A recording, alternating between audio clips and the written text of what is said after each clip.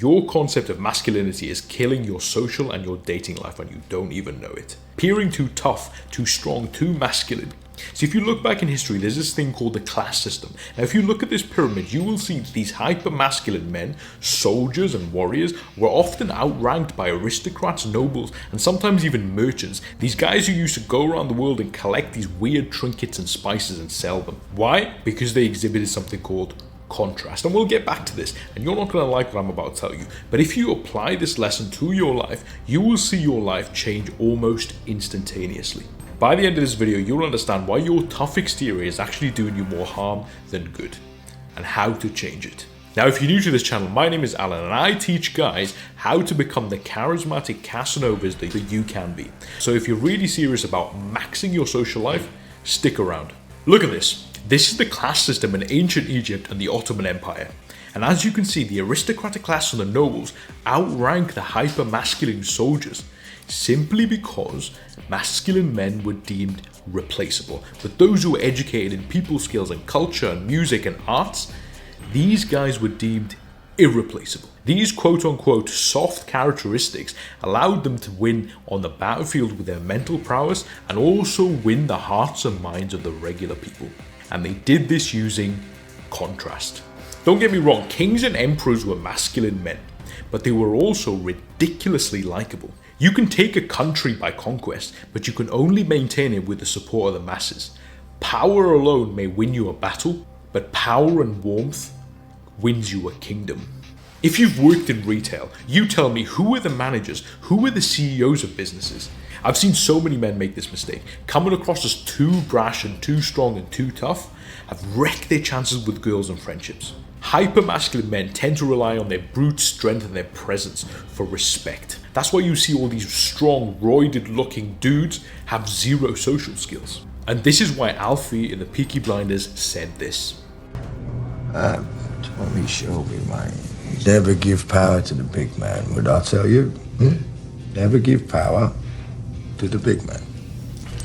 When I was 19 years old, I worked in McDonald's, and one day this huge jacked guy comes in, full muscle, roided up, alpha energy and everything.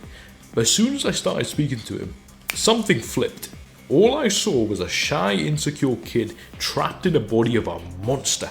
See, he had gone so long relying on his muscle and his strength and his presence for respect, he forgot to make any sort of social skills whatsoever. No charm, no composure. And the danger of this is that when things go south, people like this resort to violence. And that is not power, that is panic.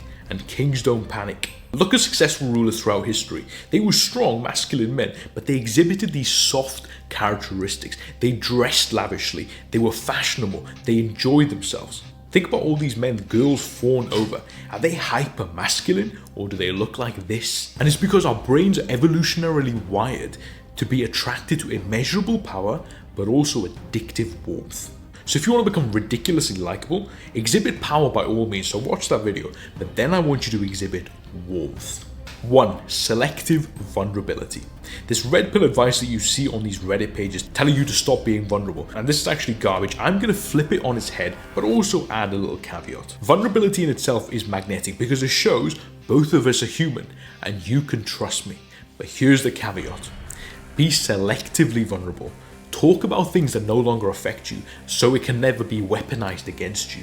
This gives the illusion of vulnerability, but you're not being vulnerable whatsoever. Suppose you used to get anxious at social events, but you no longer do because you subscribe to my channel, so you're a confident guy in the present in real life. But you can be like this to somebody. Bro, I used to get so socially anxious and scared before social events. So the person you're talking to looks at you and sees you being confident AF in the present, but also relates to your past self. Therefore, this gives you power, but because he relates to you, it also gives you warmth.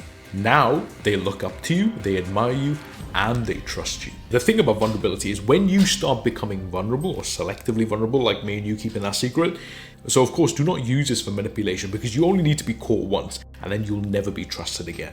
Point 2. Laugh and laugh all the time, bro. Be that guy that laughs at everything. I know when you were a kid, this is annoying, but when you're an adult, this becomes magnetic. Because generally adults don't actually laugh that much because they're so focused on their targets and their work and their miserable little lives and their problems. Be that guy that makes the other person laugh. And you can just do that by laughing. Have you ever seen that statue of the laughing Buddha? The guy's fat, the guy's bald, he has man boobs, but he's laughing, and therefore other people love him because it makes them feel good. People don't generally feel good in their lives. If you make them feel good every time that they're around you, you will become ridiculously addictive.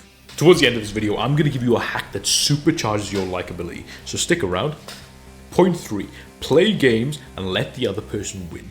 This works so well with girls. It's unbelievable.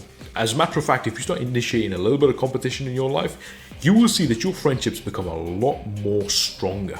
People want to have fun, exciting lives. The more fun and exciting your interactions are, the more likelihood that they will stick around. This is called the Peter Pan phenomenon. People don't really want to grow up, but they are forced to.